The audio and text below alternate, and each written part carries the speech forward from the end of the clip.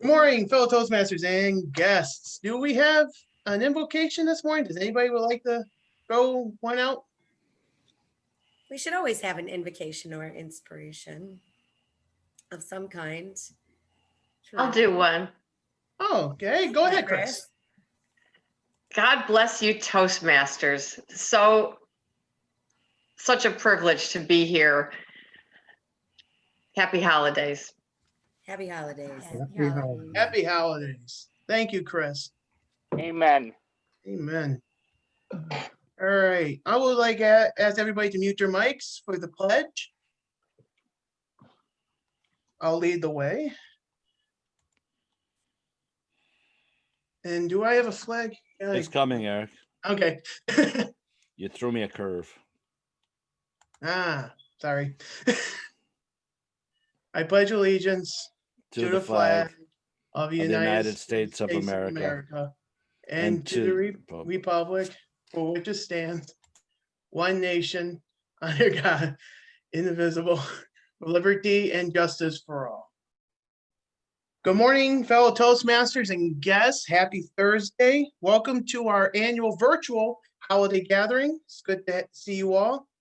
It's good to welcome back Kristen Badger-Bach. We miss her very much. I know Tom and I yesterday invited her to come on to our meeting. So do you want to say a quick hello again, just to say hi? Hi. Hi.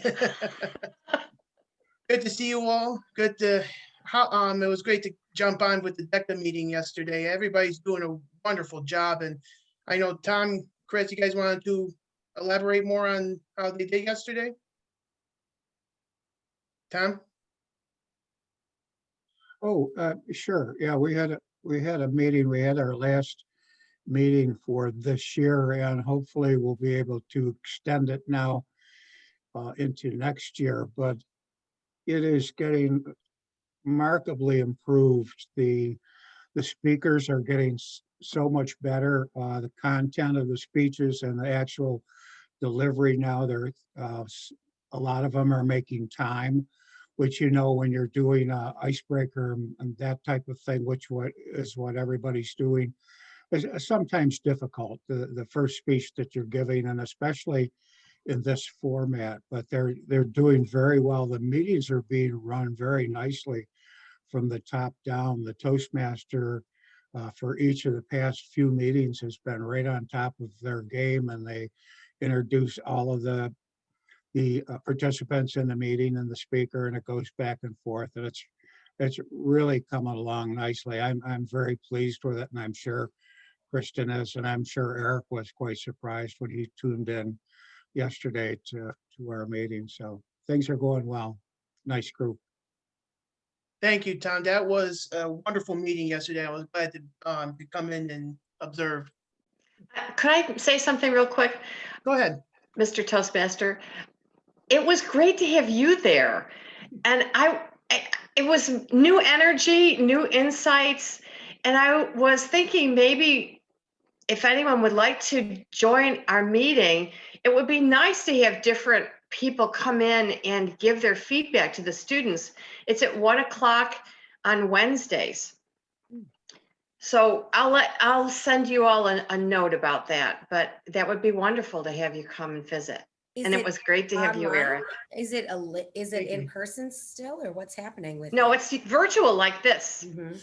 Great. They've never had an in-person meeting. Okay. That's why it's so amazing.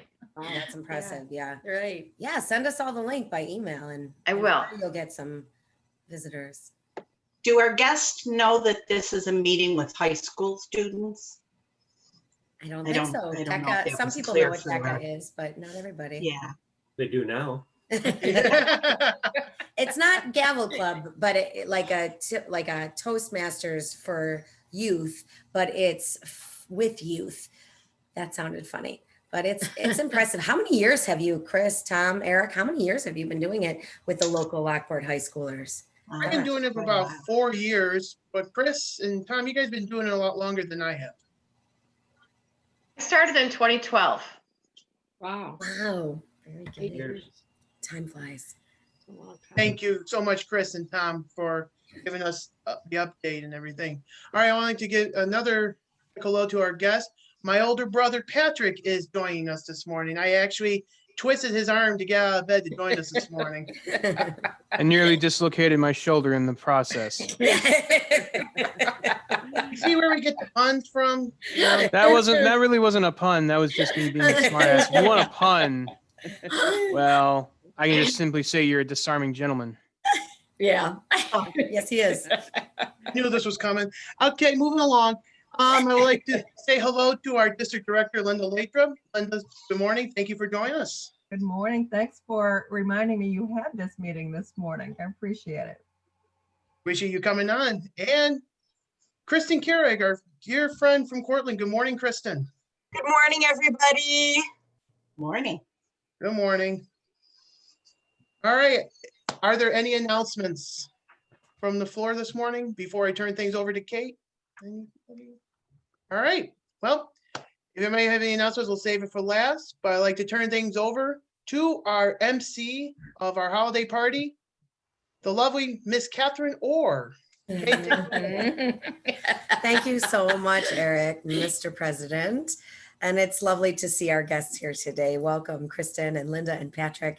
It's great to see you here. This is so strange, isn't it? Oh my goodness. So last year, Ishmael and Tanya ran our holiday meeting, and they couldn't be with us today, but it's such a different space and place to do this. I'm not sure how much singing we will do. In the past, we have done, I just couldn't think of a good way to make it happen. Plus we're recorded. I don't think it's a good idea to do the 12 days of Toastmasters Christmas like we have done in the past, but we could manage perhaps. But I think we'll roll right into this, which is different. I think it's going to be rather like table topics. So for Patrick, table topics is the improvised portion of our regular meetings. Typically we have prepared speeches and improvised responses during table topics. So in some ways this will be prepared because a handful of members let me know they would like to share something. But since we do have a good over an hour, I would love to hear from everyone on our screens today in some way or the other. We typically don't have a word of the day, but I heard before the meeting, I was just arriving to my mom's house and someone said something word of the day. Was that an appropriate word of the day? Should we have that as a word of the day? I'm not sure. What do any of you remember what that was? Dave Licata offered that word of the day, I do Dave, believe.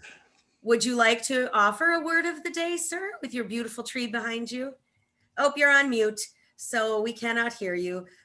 Someone has to unmute him because his screen is far from him. He looks so comfortable. Is that a bathrobe? I think he's in a special robe. There we go. We can hear you now. Oh, Dunder Mifflin. The Dunder Mifflin robe. Dunder Mifflin. It was my going away gift when they fired me. They gave me the robe. It was one of the jobs. One of the jobs I had after I sold the coffee service, but before I went to work at the winery. And it was such a privilege to go to work at the winery at Margin Manor and actually become the new Cate Banks. Back then it was just Cate Banks. So she drove me down to Batavia. We unloaded, we set up the farmer's market table, and she said, "See you later. I'm out of here." And that was a long walk home back to Lockport that day. Especially, and all I had was this little red wagon to put the wine and the table in, but it was good exercise. So that's how I got verklempt that day. I was all of a sudden I was in charge. The job got handed over to me, and I had to walk home. So I was indeed verklempt. How's that? Huh? Is that the word of the day? Sure, why not? I'm verklempt by all this Christmas shopping and cookie making. You better spell that. What exactly does that mean? I've heard it used, but I feel like I'd like to use it appropriately. It's like being gobsmacked. That's very clear. Okay. Being extremely emotional. Perhaps someone else could put that in the chat for those of us who would like. Your emotions are close to the Correctly. surface. Yeah, I thought it meant choked up. Yes, that sounds. Oh, yeah, you're right. Yeah. Choked up. I think I came today. Sometimes I stretch things. Thank you, Larry. He put it in overcome with emotion. I was definitely verklempt. We were crying the whole wedding ceremony. Once we have the recording, I will share it because it was quite beautiful. Actually, the sentence that goes with that's probably not appropriate there, but I just read it. I copied and pasted. Sorry about that.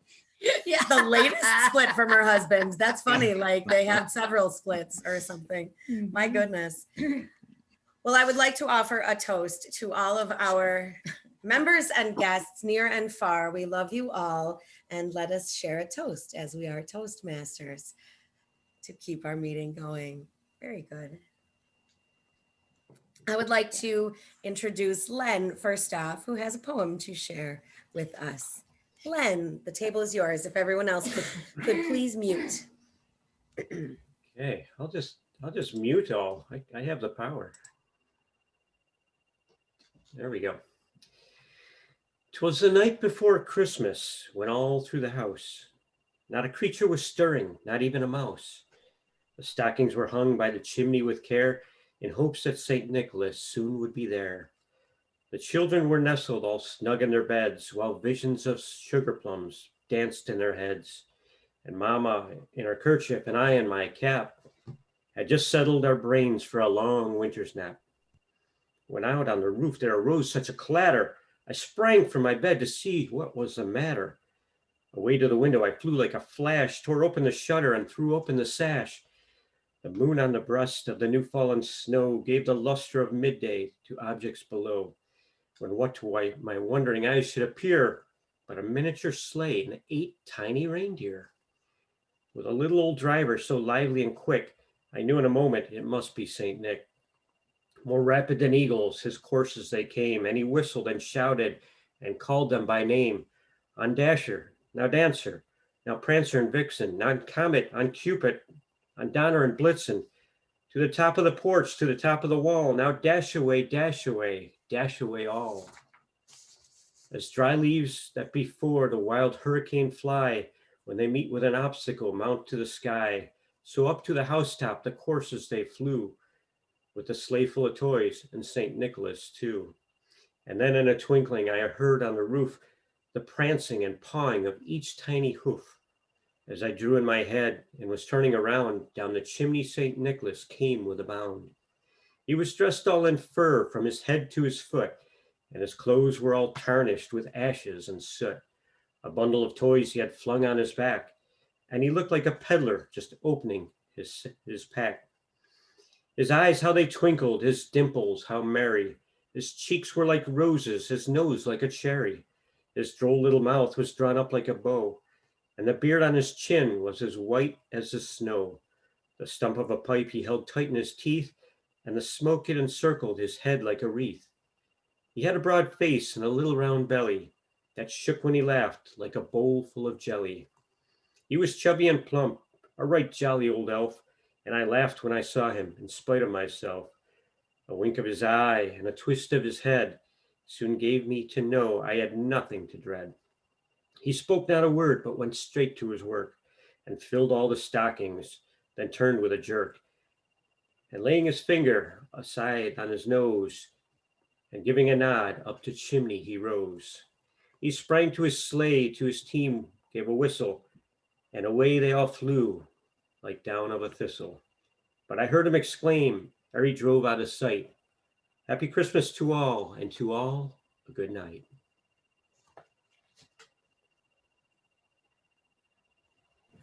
Thank you so much, Len. And who is the author of that poem again?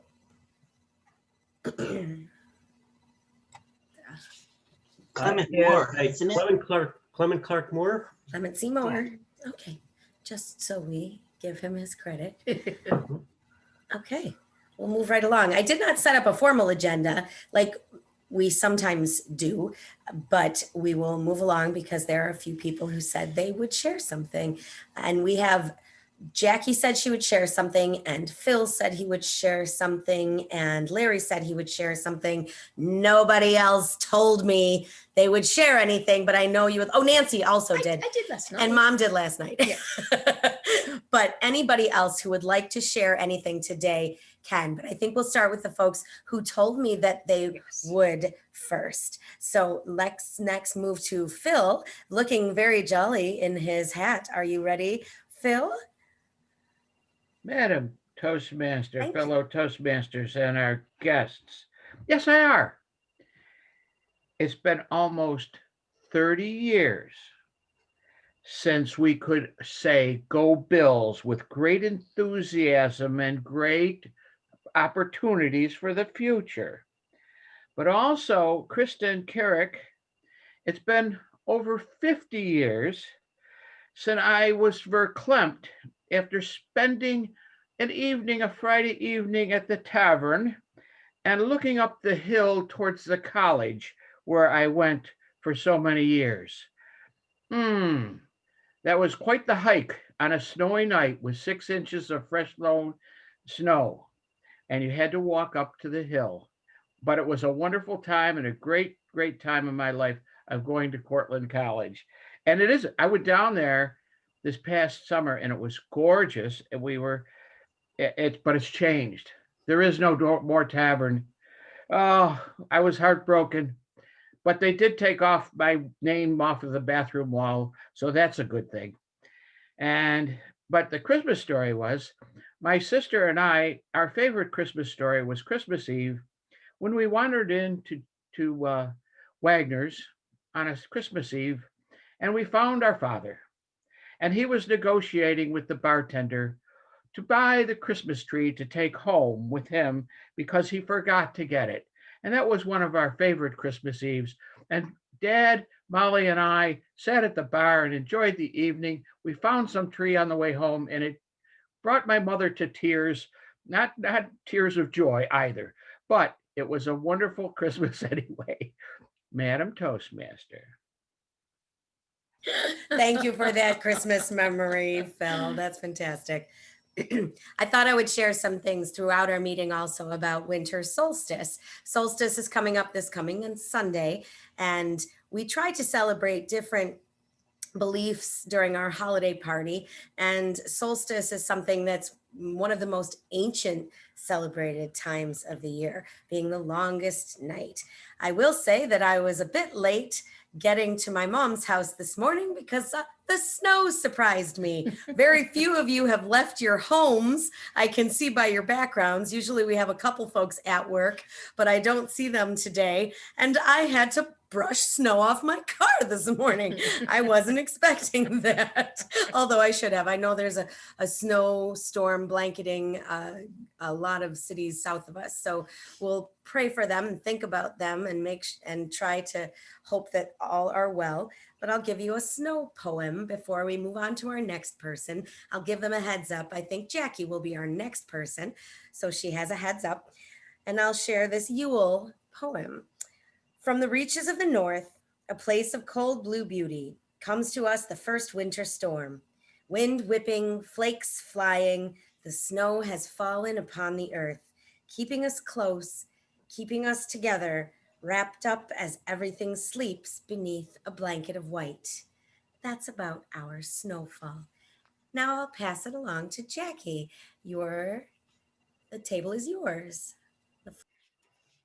The floor is yours, I meant to say.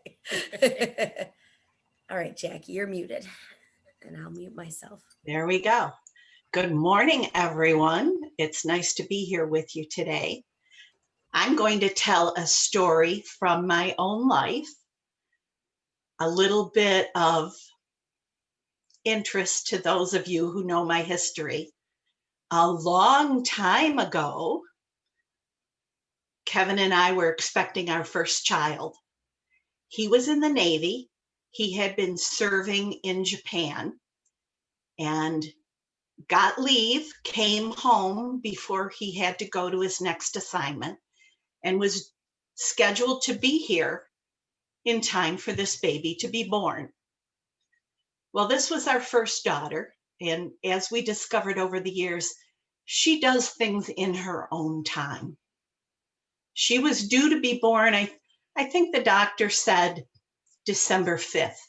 So Kevin would have had about 10 more days with her before he had to leave. Well, she decided not. The doctor put me in the hospital and tried to induce labor, but Jennifer wasn't interested in coming out yet. And then when Kevin had gotten an extension on his leave and things were getting dire, he finally got to the point where he was going to have to leave, and Jennifer made her appearance. Now, it was fun. It was fun. It was exciting. We had a lot of people waiting for this event because she was the first granddaughter on both sides of the family. So we had a lot of excitement. But once she finally made her appearance, there was no question who this child was going to be. She made a big show at the hospital. She ended up coming the day before he had to leave, which meant a lot of nurses were very verklempt, spending time with us and trying to get Kevin as much time as possible with his child. That's the way it goes sometimes when babies are making their way into the world. Thank you, Madam Toastmaster. Thank you, Jackie. What a beautiful story. I've been in the club for almost 14 years. I don't think I ever knew that. What a beautiful story. We brought her home and put her under the Christmas tree, but Dad was already gone, so he didn't get to share that. Yeah. Do you have pictures somewhere of that? Maybe I have a picture, but I'm having a problem getting it to show up on the screen. I don't know what I'm doing wrong. Well, we'll figure it out. We have plenty of time. All right, I'll share another Yule poem. In the middle of winter, it's hard to remember sometimes that though the days are dark and cloudy, the light will come again soon. So to keep us positive in the dreary days, as the earth grows colder, the wind blows faster, the fire dwindles smaller, and the rains fall harder, let the light of the sun find its way home. Okay, we'll move on to our next speaker. Today will be Larry McKenzie. Larry, the floor is yours, Mr. Thank you. Media Past President. Well, thank you, Madam Toastmaster. This morning, I would like to share a little story about the holiday season. As many of you may know, years ago, and some of you may not, years ago, I used to own a tavern in Niagara Falls, New York, and I was there for almost 8 years. And every year around the holiday season, I would dress up like one of Santa's helpers. And that was usually the day when we would do our holiday party at the tavern. It was a fun day this one holiday season when Santa was there in all his spirit. The only thing is that Santa also was, I guess you would say, intaking a few of the beverages with a lot of the local friends that were stopping in. Now, around the corner from where my tavern was, there was another tavern owner, and we used to go back and forth between each tavern and share each other's joy. Well, needless to say, we both had our holiday party on the same evening. So therefore, he came over to visit at our tavern, bought everyone a drink and had a good time. They stayed for a little bit, and then we proceeded to take a little walk over to his tavern. And I, dressed as Santa, left the tavern, walked down to the corner of 22nd and Pine Avenue in Niagara Falls, crossed over and got in the middle of the street because there was cars coming. Santa was a little tipsy and he was staggering down the middle line trying to walk the line, and cars were passing by and honking, and I was doing a little wave. Needless to say, it was an interesting evening until my daughter came home from school the next day and she said, "Dad, the kids in school, some of them were driving down Pine Avenue last night with their family, and they saw Santa Claus and he looked like he had been drinking. Can you believe, does Santa drink?" And I'm thinking, oh my, I know who it was. It was I. So as we go into the holiday season, holidays mean a lot of different things to a lot of different people. And I have a poem I would like to share. And it's in regards to, and it is called Holidays. Henry Wadsworth Longfellow was an American poet who lived from 1807 to 1882. He experienced tragedy in his life with the unexpected death of two of his wives. In this poem, he shows that we all have our special moments in our lives that we celebrate, and they actually become our own personal holidays. They are days to remember certain people or events that have impacted our lives. Longfellow uses similes in this poem to show the purity of the meaningful holidays. Holidays. The holiest of all holidays are those kept by ourselves in silence and apart. The secret anniversaries of the heart. When the full river of feelings overflows. The happy days unclouded to their close. The sudden joys that our darkness start, as flames from ashes, swift desires that dart.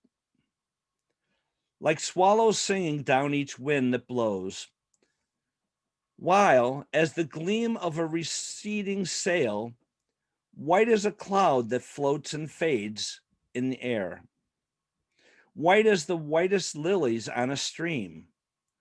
These tender memories are a fairy tale of some enchanted land we know not where, but lovely as a landscape in a dream. Holidays by Henry Wadsworth Longfellow. Madam Toastmaster. Thank you, Larry. All right. I'm not sure. Nancy, did you see my message that you're up? I did. Awesome. I did. We'll roll right into Nancy. Okay. Well, with political correctness as part of our world, things certainly have changed for poor dear Santa.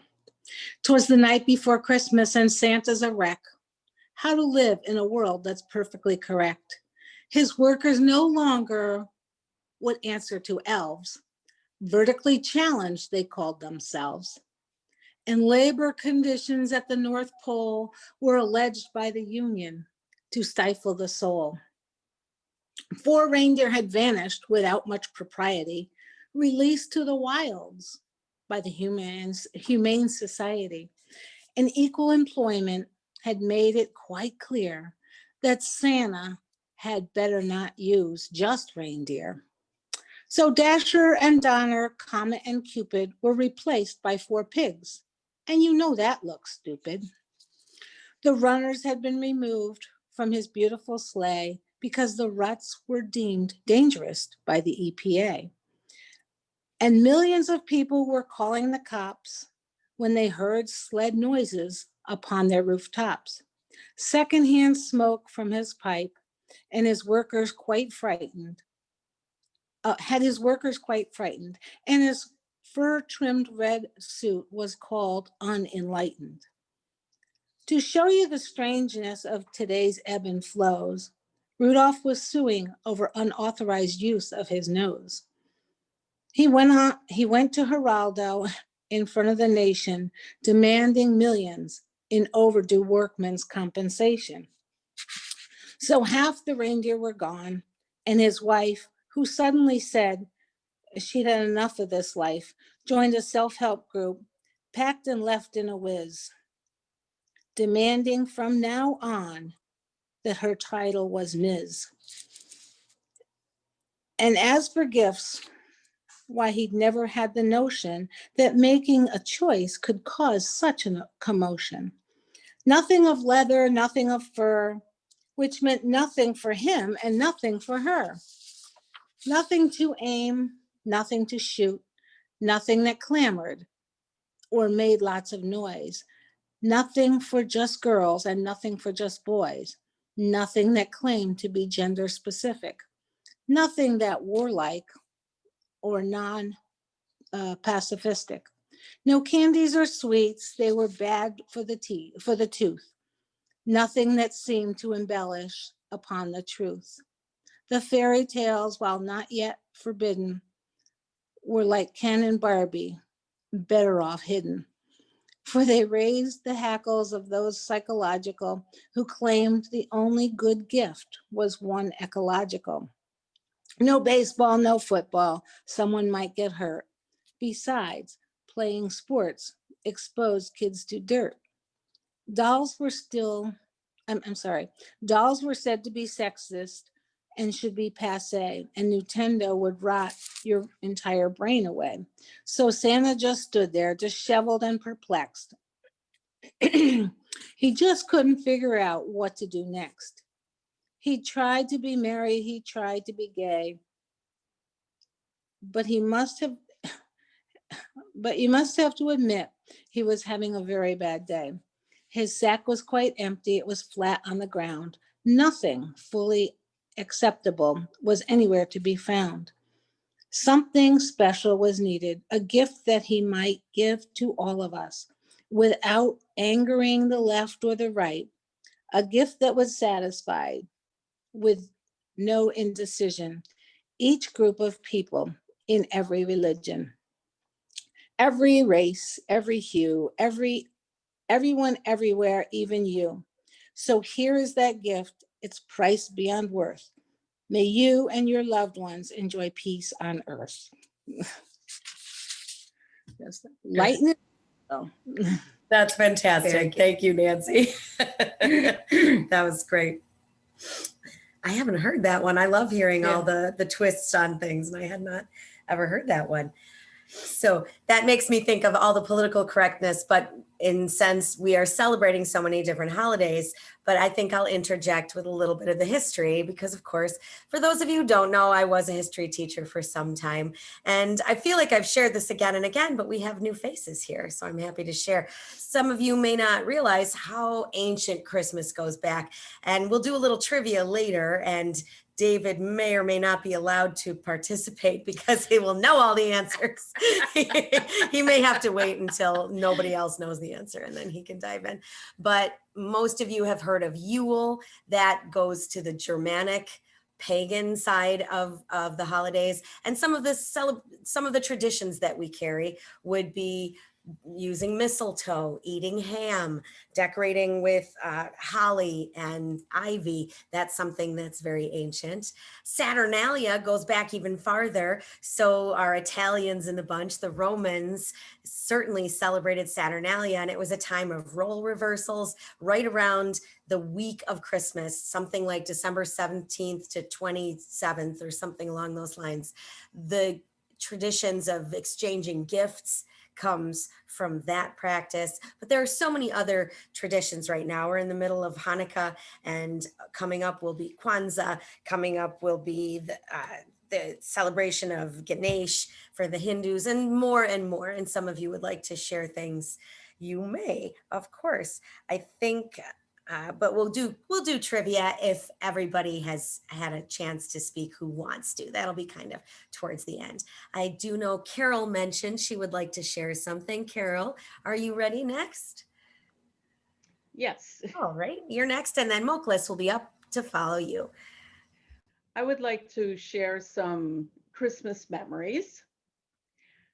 My father worked at one of the factories in Niagara Falls, and he worked shift work. So some Christmases he would have to be leaving for the night shift on like Christmas Eve. And I remember the one time we lived in a second floor apartment at the time, and where he parked his car, I remember my mother and I waving out the window at him. However, when he didn't have to work on Christmas, we would go to Rowlett, Pennsylvania, which is in Potter County, just over the border from New York State, to see my paternal grandparents. And sometimes the weather wasn't very good, and we used to put chains on the tires. There were no winterized tires, so we had that. And when we got to, when we were driving to my grandmother's, I always sat in the back seat and I'd look out the back window. And I remember one night it was rather snowy, possibly a little on the foggy side. And I remember for the longest time, I looked out the window expecting to see the red-nosed reindeer, but I missed him. And when we got to my grandmother's house, she always, there was a front door and then there was like a side door on the porch, and her beautiful Christmas tree you could see when you walked up onto the porch. And one Christmas, I had been in the hospital for 3 weeks with pneumonia. And my doctor called me on Christmas morning. He says, well, do you want to go home? And I said, I will accept whatever your advice is. And he says, you know, we'll just check you out this morning, see how you're doing. And they decided to send me home in the afternoon. And when I got home, my 3-year-old daughter was sleeping on the couch. And of course, she had been very upset that mom had been away that long. And when she woke up, I was there. And she often says, you scared me half to death, but I was very glad you came home for Christmas. And of course, as a nurse, I worked many Christmases. As you can see, I have a leftover Christmas uniform top. And with, I related to Jackie's story about her daughter because our Tara, who Jackie knows from work, was due on December 16th. And my first daughter had been a little bit late, so the doctors kept teasing that maybe she'd be born on Christmas, but actually she came a little early on December 8th. But that was a very nice, it's always a very nice Christmas, as Jackie knows, to have a newborn in the house. So, Madam Toastmaster. Thank you very much, Carol. And Moklis, are you ready? Sure, I'm going to borrow the red nose. I don't know if I have to pay a royalty or not. I also have my favorite Ganesha with me to help me out. Christmas greetings to my AM Lockport friends. I wish you find peace, happiness, health, progress, and prosperity. Hope this terrible pandemic ends soon. May you spend quality times with your family and friends. For my Toastmastering buddies and friends, Christine, nice to see you. Jackie, Margot, Cate, Deborah, Tracy, Jen, Nancy, Jill, Alexis, Beth, Ismail, Carol, Cecilia, Kristen, Linda, and Tanya. Some of you are not here, but, and of course, for the guys, buddies, Patrick, Charlie, Joseph, David, Phil, Mike, Steve, Gerald, Larry, Eric, Thomas, Mark, Ryan, Len, Marty, Lawrence, and my son, Samir. Wish you all enjoy a good, happy, Merry Christmas, and hope you have a super happy New Year 2021. Thank you. Thank you, Moklis. That's a beautiful blessing. Okay, Eric is up next. Eric, you have a story? I don't know if anybody heard me say this story, but Patrick can chime in on this as well. 5 summers ago, I was still living at home at the time. There was this hot sauce that I wanted to try. And I begged my brother to let me try a taste, and you can see how he's literally laughing right now. I go, I really want to try this hot sauce. It was called Flashbang. And it was not even half a drop of hot sauce, okay? Mind you, it was not even half a drop. Put it on the end of a fork. So I tasted it. Not even 2 seconds later, I'm literally sweating bullets. And what does my mother do? She takes out her phone, starts recording me, my reaction to hot sauce. I'm starting like this, and my brother is laughing hysterically in the background. And I didn't realize how hot it was till you start seeing me sweating profusely. Then I come into work the next day. I got, when I was still working for Elderwood, I got residents coming up to me, mimic me with my reaction to the hot sauce. I'm like, I asked one of the residents, are you high or something? No, your mom showed us the video. I'm like, you've got to be kidding me. And she put it on Ellen too. She sent it to America's Funniest Home Videos, which thank God I have not seen it on America's Funniest Home Videos. But this is what you call, should have not done that. And Patrick can chime in on this one, Patrick. To give you an idea of just how hot this hot sauce is, it has the top 4 hottest peppers in the world in there, as well as pure capsaicin, pretty much capsaicin extract. So you're looking at, if anybody knows the Scoville units of how hot something is, we're talking anywhere in between 1.5 to 2.5 million Scoville units, pretty much in that bottle. Now, to put in perspective, since I've been eating hot stuff for a good long while, a drop of that stuff is all I need to feel the kick.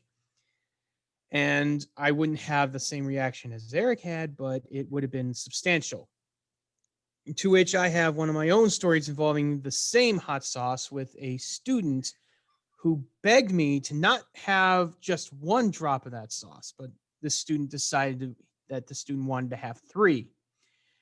Well, this was during one of our meet and greets over at St. Bonaventure. I teach chemistry over at St. Bonaventure, for those that didn't know.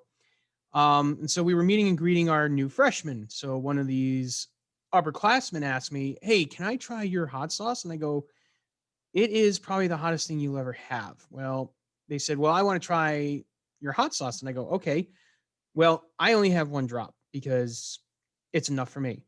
They go, oh, I want to have 3. And I go, did you not just hear me? I said I only need 1 drop, and I'm used to this stuff.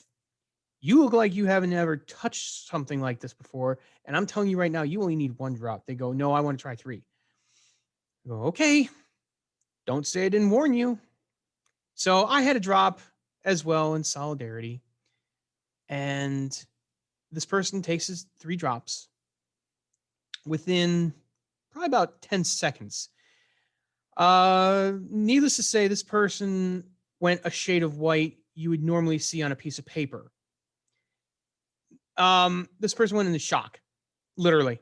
They went into shock, sweating profusely, unable to move, speak, barely able to breathe. I said to this person, so what have we learned? And being barely able to talk, basically said, yeah, you were right. After about 15 minutes, they were able to finally eat something to knock out the heat, which was pretty much nothing more than half a cup of sour cream, which, believe me, if you eat anything hot, the worst thing you can reach for is a bottle of water. You do that and it'll give new meaning to fire in the hole. All right. So needless to say, Eric learned a very valuable lesson that day. And to put it in perspective of how much he had, if you take a fork tine and maybe go about 1/4 of an inch up, that's all he had. Now, like I said, I can deal with a drop, maybe 2 drops at the most. He barely had like 1/4 of a drop, and he was having a massive reaction to it. So that's my sauce, and that's my addition to this story. Thank you. There was a place at the Galleria called Pepper's Palace, and that's where he got the flashbang hot sauce, and that's when this whole thing played out. So I learned a very valuable lesson. So we should get you hot sauce for Christmas. Is that what you're saying? No. If you do, please don't give him the spicy stuff. He wouldn't be able to handle it. That's awesome. Thank you, Mr. Gee, Schneider. thanks. Mr. Schneider. That was awesome. All right, Tom Moran, would you like to take the floor with your trivia? Your choice, if David is allowed to answer. Certainly, I can do that. I didn't know that you were doing trivia as well. So, oh, it's fine. If you would prefer to sing a song, I suppose I could lead us all in the 12 Days of Christmas. How many do we have here? 1, 2, 3, 4. 22, I think. We have too many. Some people will be left out. So. For those of you who don't know, we would used to at Tom's Diner, wherever we have our meetings, we would sing the 12 Days of Christmas. And that goes back to Glenda, and then Christy also did it with us. And we would all be assigned one of the rounds and have the paper that we would have to hold up, like on the first day of Christmas, a partridge in a pear tree, and you'd have to stand up if that was your assigned role. And I'm not sure how we could just rig that. I thought about it, but I think we may skip that. Who knows? Maybe we'll do some Christmas caroling during post-toasties after the We did, and actually in the after hours last week, we did practice. Some of us practiced singing it, and it didn't work out that well. So I will just do a little trivia. I was looking for something to do the other night, and right around this time of year, I start watching my favorite. Where are you going, David? Sit down. I start watching my favorite Christmas shows, and many of the movies I watch are the old movies that you see now. They're colorized from black and white, and many of them have a lot of interesting scenarios to them, and I'm sure everyone here is familiar with Christmas movies, has a favorite Christmas movie. So many of these trivia questions are about either a Christmas movie or some music that accompanies that movie. So I'd like to start out with, well, the Santa, including Rudolph. How many reindeer are there that pull Santa's sleigh? 9. Oh, Unmute you know what? ourselves. Let's do it this way. If you know the answer, if you could raise your hand, and then I will call on you instead of David answering all the questions. I'll let some other people in for the answer. How many drummers drumming are there? 8. Okay, Jill. 9. 12 drummers drumming. 12 drummers. drumming. La, da, da, da. I was gonna say 12. Yeah, well, in the movie Christmas Carol, Ebenezer Scrooge is visited by how many ghosts? 3. Patrick. 4. 4. Including his partner. Marley.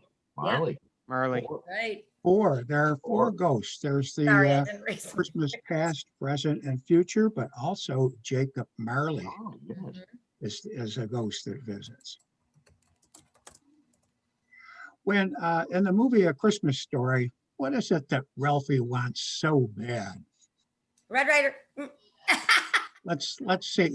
Cate, okay, raise your hand. You got to raise your hand, Cate. You can call on Patrick. I start. What does he want, Cate? A Red Ryder BB gun. A Red Ryder BB gun. Right.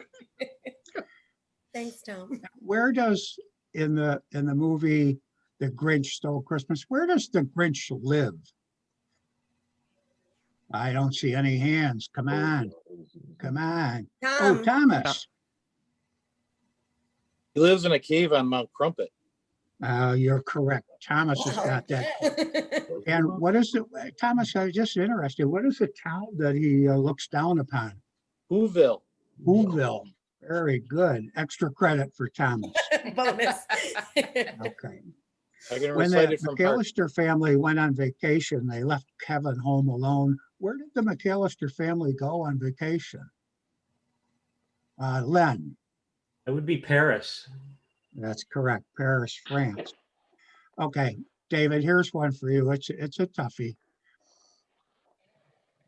What city was baby Jesus born in? Oh, Bethlehem. Bethlehem, that's correct. And as a side note, do you know why the Jesus and why Mary and Joseph went to Bethlehem? They had to register in the town of David. Joseph was descended from King David, and Bethlehem was his city. So they had to register to go pay some more tax to the Romans. Right. Right. It was for the census. That's correct. And what state sells the most Christmas trees or harvests the most Christmas trees? This would be a guess for most, I think. Oh, Jill. Oregon. Oregon. Very good. Good. That's the nursery owner in me. You have What to is know the that, right? what is the name of the main character in Elf? I'm not seeing any hands here. The main character in Eric's the got his movie hand up. Eric's got it. Elf. Eric does? Eric. Buddy the elf. Buddy the Elf. That's right. And Can I give a bonus on Buddy? And a miracle on 34th Street, I almost for 42nd Street, which would be a miracle on 34th Street. What city does this take place in? New York. Right? Or I'm sorry, Patrick? New York. New York. Very good. That was another toughie. I think I heard that somewhere else too. Yeah, Dave. Right, David. Here's a little more difficult one.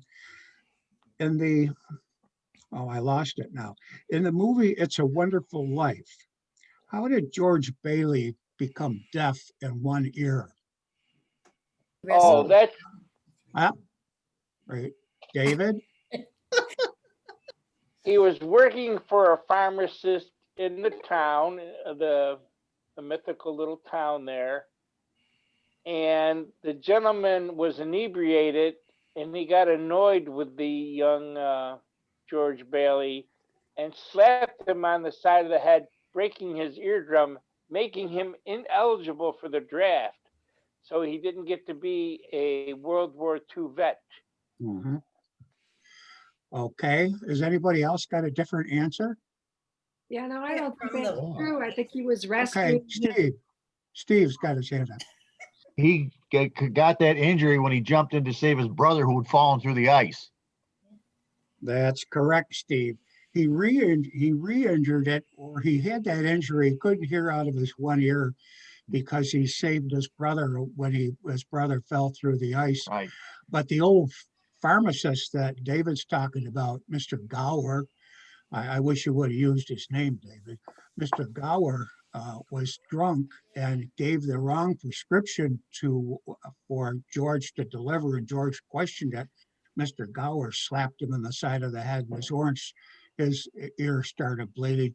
It's kind of a very good story. So we did pretty well today, and I think overall, I think Patrick had probably his hand up most of the time, which means he has a lot of time to watch movies. So Yes, he does. He might give Dave a run for his money on the. Yes, he very well could. So well, Patrick does DJ trivia, so. Yes. Thank you very much, everyone, for cooperating, and have a very Merry Christmas and a happy holiday. Thank you, Tom in Boston. Thanks for joining us. Okay, my mom has something to share also. And then, Tracy has left us. Oh, goodbye, Tracy. And Linda had to leave or is going to leave soon. She did leave. Okay, all right, my mom will be up next and share something she has made. I have done cross stitching for years, and when my mother passed away right before Christmas, I think that was really the impetus for me wanting to leave a legacy for my children. So I started making each of them Christmas stockings. These are not just ones that you sew together. These are all cross-stitched. And I decided they take me usually 2 years for each one, but they each now have a legacy. Brian's is my son-in-law. We of course have a new son-in-law, but Wally's isn't going to be done this year. It's one of those that's a little bit more difficult. Tyler and Aubrey picked out very simple ones. They only took 1 year, but some of them have taken quite a bit longer. Vicky decided, this is the one Vicky chose. I've never seen so many different shades of light blue in my life. This definitely took 2 years.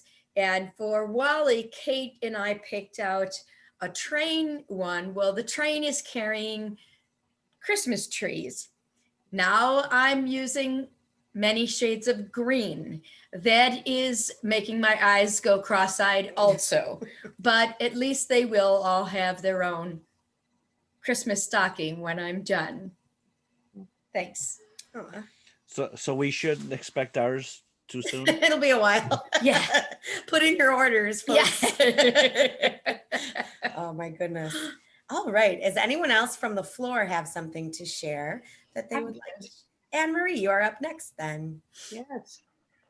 Hello, fellow Toastmasters. What a great day this is, really. We're coming out of darkness and really going into the light. I don't know how many of you saw the recent New York Times cover, but it had 2020 gigantic on the cover, and it had a big red X. And the caption read, "This has been the worst year ever." So here we are now coming out of that dark, depressing time. And luckily we're emerging into this wonderful festive season with glorious light and celebration and new beginnings. So everybody take a deep breath and relax and know that there is light at the end of the tunnel. And I'm sure everybody would agree that this is really a time for gratitude and blessings. And when I think of the blessings in my life, AM Lockport is right up there in terms of what I've received and what I've given, and just many, many years of glorious joy. So today what I want to do is take a couple minutes to share the 3 R's with you that are meaningful to me in terms of Toastmaster: reminisce, reflect, and rejoice. So reminisce. The first time I came to a Toastmaster meeting, I can't believe, is over 20 years ago. It was at a hotel just as I got into Lockport on the left. I think it was maybe Howard Johnson's, or I don't know what the name of it was, but I walked in and Margot greeted me at the door. She was the president, with open arms.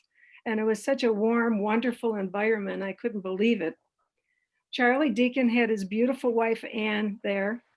And I got to meet her, and she was really wonderful. And Marty Johnson, in one of the first 2 meetings, announced the birth of his son, which was a really wonderful festive occasion.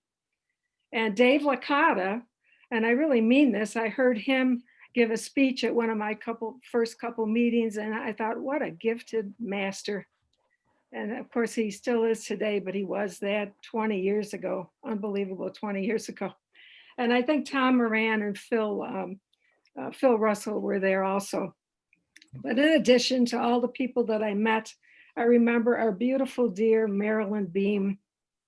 And she was actually my first evaluator, gave me a really great, positive, upbeat evaluation when I felt like such a poor speaker and knew I had a long way to go. She was such a classy lady, always so self-confident and professional, with a great trained voice. And she was filled with vitality and energy when I think of my memory over all those years. And she has been such a joy and an excellent role model, I think, for all of us. And I think we both agree that today, especially since she was usually the narrator of our Christmas party, we really miss her dearly. So the second R is reflection. There's never been a Toastmaster meeting that I have attended that I don't leave feeling joyful and feeling like I really learned a lot. And that's very sincere. And Lockport is absolutely worth getting up for in the morning. A famous psychologist in my profession of counseling, well known, his name is Carl Rogers, always said that the key to helping people grow and flourish is unconditional positive self-regard. AM Lockport Toastmasters excels, in my opinion, in unconditional positive self-regard. The warmth, the friendship, the always non-judgmental regard, the positive feedback, the support and encouragement is simply remarkable. I think each one of us have grown so much over the years as speakers beyond what we ever assumed our potential was. And that's really what Toastmasters is all about.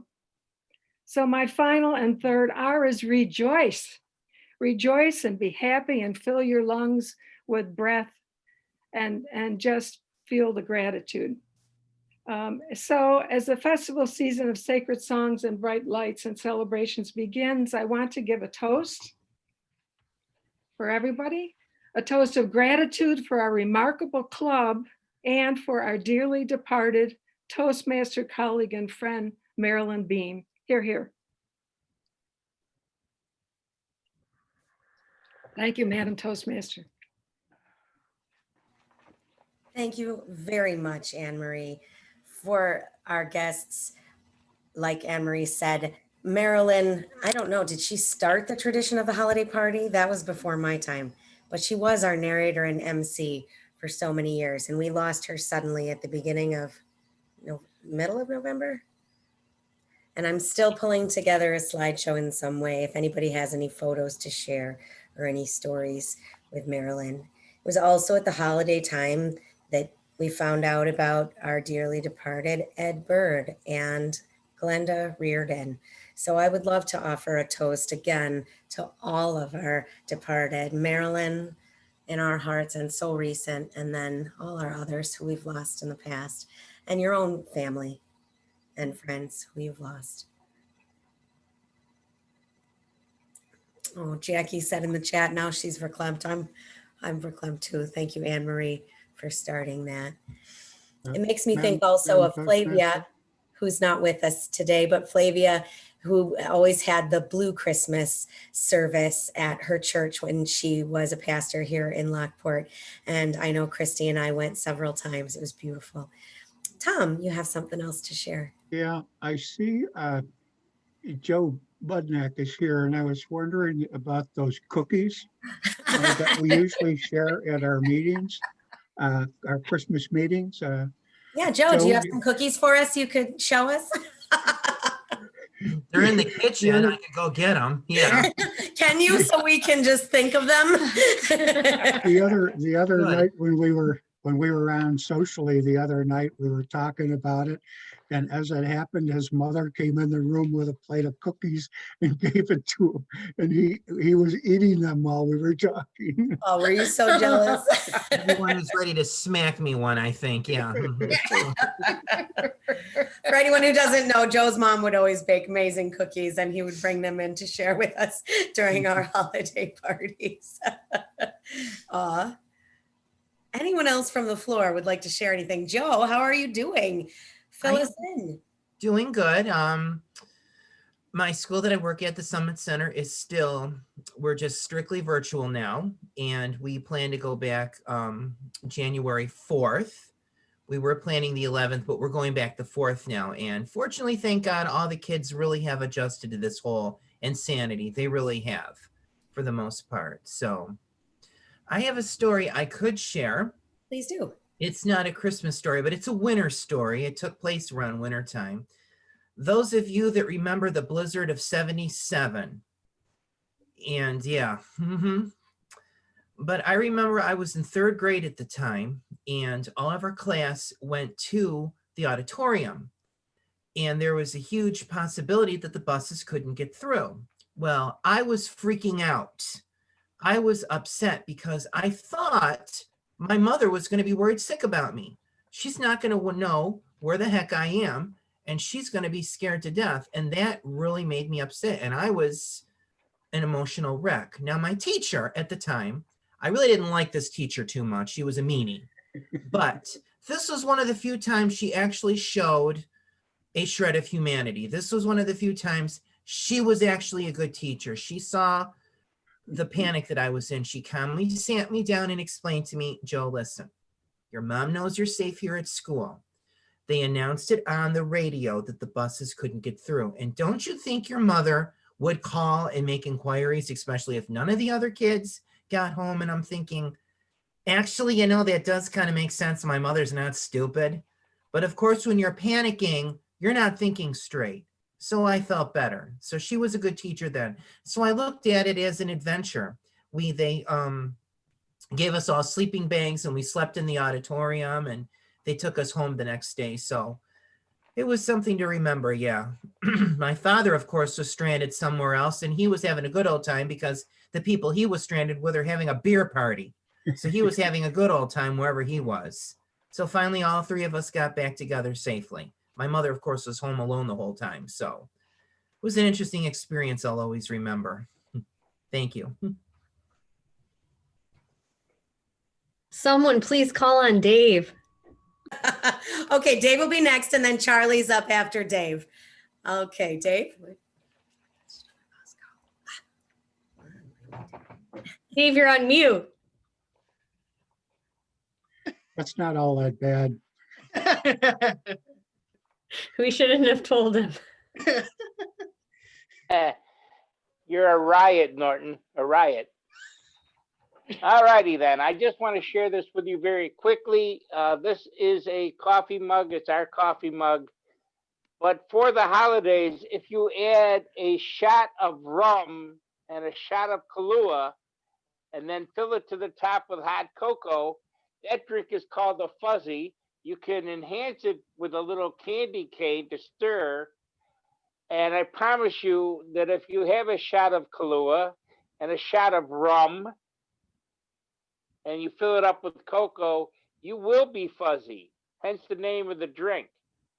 Now, personally, what I like to do is I like to put a shot of Frangelico, which is the Italian hazelnut liqueur, and then I go and I add the eggnog, and then I add the fresh ground nutmeg, because as my Facebook friends know, I'm Dave Licata, and beverages are my life. So I just wanted to share those 2 recipes with you for the holidays. And behind me, you see the Christmas tree. This is not virtual. This is a real tree. I don't have a green screen, and I wish I had a better camera, because we could give you the whole history of being so incredibly spoiled ornament-wise when your family owns a Hallmark store. So I'm truly blessed. On the tree, there are ornaments that we picked up from various destinations when we went on vacation. So there's a lot of memories on that tree. But the most important memory, there's a red bulb up there. It says Merry Christmas. And it has survived since from the time that I understood what was going on, that this was Christmas, we're going to decorate the tree. It went from my grandmother's house to my parents' house, and then when we're cleaning out my parents' house, I grabbed it because I spent the most time with it, and I explained to my siblings that it was mine. Merry Christmas, everybody. Thank you, Madam Toastmaster. Merry Christmas, Dave. Thank you. And Charlie, up next. My story is when Ann and I first got married, about our first Christmas. When I grew up, on Christmas, we had turkey. And So Ann and I had a discussion about this because I want a turkey and she told me we had turkey on Thanksgiving and we're not going to have it on Christmas. So we have to decide what else we're going to do. So during the year, we tried different things for a dinner. And we finally came up with Yorkshire pudding and beef. After she died, my daughter, Martha, has kept that, having roast beef and Yorkshire pudding. The problem this year is we're not going to be there for that. And I'm not sure exactly what we're going to do for Christmas as far as having for dinner. I'm not sure what we're doing. In fact, it's said, and I don't know whether it's true, but this is the only restaurants open on Christmas are Chinese restaurants. I don't know whether that's true or not, but it seems to be true around here. So we're not sure what we're doing for Christmas. And that's really, I'm concerned about that. And I think my present wife is too. Thank you. Thank you, Charlie. Okay. Oh, David's raising his hand. Charlie, go to Pho, P-H-O Golden on Pine Avenue near Hyde Park. It is not the best Vietnamese restaurant in Niagara Falls. It is the best Vietnamese restaurant in all of the 716, and I highly recommend it. So I would guess that the Vietnamese place would be open. It's not that big, but the food is amazing. Thank you for that recommendation, Dave. Anyone else from the floor have anything that they would like to share with us today? Oh my. Carol, unmute and yeah. I had forgotten to mention on Christmas of 1975, I got engaged. And I was expecting it, and all the presents were open, and I'm thinking, okay, what's going on? So then my husband to be reached behind a chair and brought up this huge box.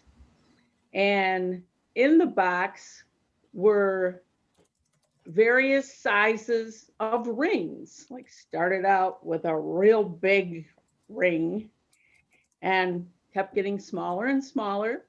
Finally, at the end was the size box I was looking for. And so that completed that Christmas day the way I wanted it to go. Well, that's beautiful. Thanks, Carol.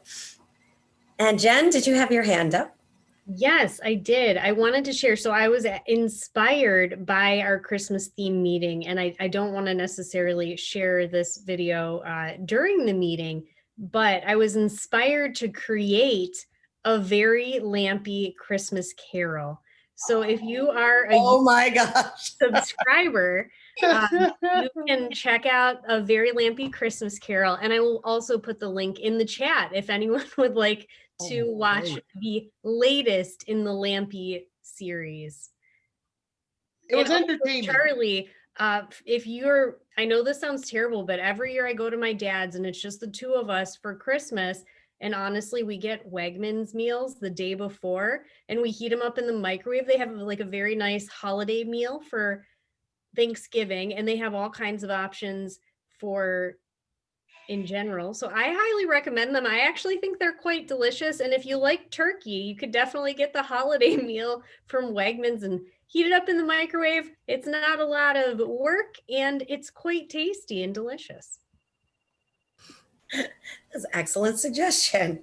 Wegmans does do a good job. Good thing Marty isn't here. All this Wegmans talk. Oh, Marty is here. On. He is here. Marty, Oh, would you like to share anything? Marty, how you doing? Do you want to share anything with us?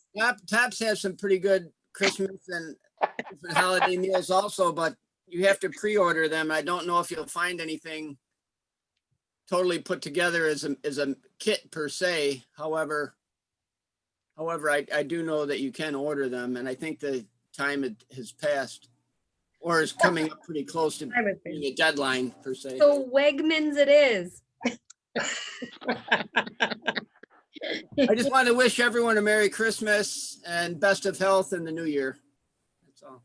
Thanks, Enjoy, Marty. Thanks, enjoy Marty. the time with your family. And Thanks, Marty. I may skip my trivia since we already had trivia with Tom, so that was Yes. perfect. Oh, no, I want trivia. Perhaps. I do want to say we don't have a meeting next week because it is Christmas Eve, but we have a contest the following week. Now, I need a bit of assistance because I can't recall and I cannot seem to find which contests they are. I do. I just Okay, looked thank you, online. Mr. President. Which contests are up?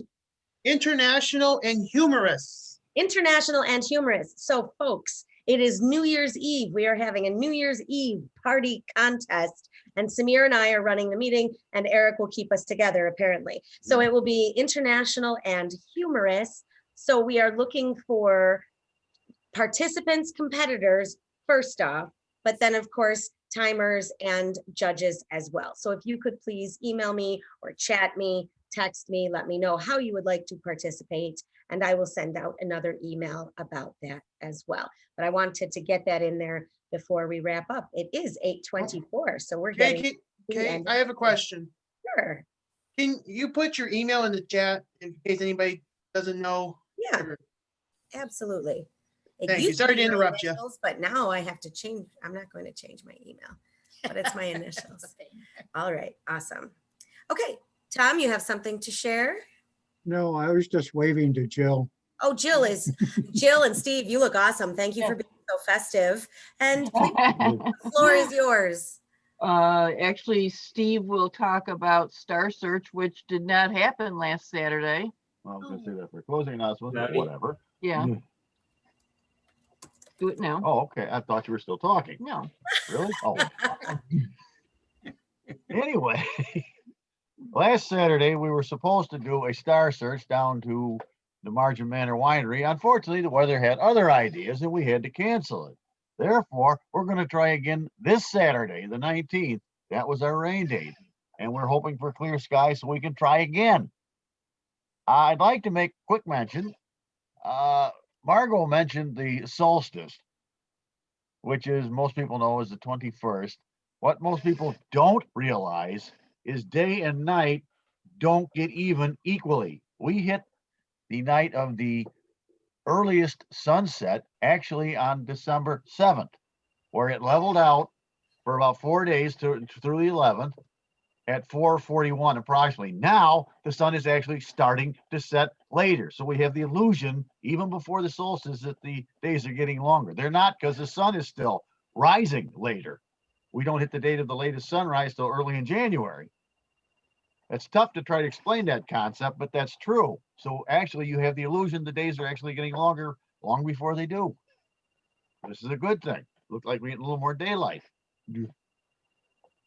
But the gist of my message was get on out Saturday night if we got a clear night, because we will have the close approach of Saturn and Jupiter to look at. They will be in the same field of view on the telescope. Mars is still a great show. And there's a lot of other fun things to look at this time of year if you don't mind braving the cold weather. So I hope to see a lot of you out there. It is supposed to be at 6 o'clock and 6 bring o'clock. a dessert to pass. Oh, well, that's Oh, Steve, if I may. This That- Saturday, 6 o'clock, bring a Saturday, dessert yes. to pass at Margot's. yes, at the winery, yes. That they call that the Christmas star, do they? And the last They have, time. don't get me into that. Okay, don't, okay. It really But- isn't. There's a lot of reasons it's Yeah. not, but that's But I wanted to mention the last time, I think read that Jupiter and Saturn were aligned like this was back in 1200 years, one time in 1200. Well, about the last time this particular alignment happened, Galileo was watching it. Okay. Impressive. And the one they're more likely, and there's problems with that too, was Venus and Jupiter aligning, they think is a Christmas star. There's arguments for all these different events. The big problem is we don't know when Jesus was born. That really makes it tough to pin down which one of these events was the Christmas star. Ugh. Makes sense. Awesome. Thank you, Steve. Thanks for the update. And What happened? Jackie. Oh. Happened with a baby. Christmas baby. Yeah. What a beautiful photo. Military dad. Yeah. He looks so in love. Oh my gosh. He was always. That's with awesome. all of them. Thanks, Jackie.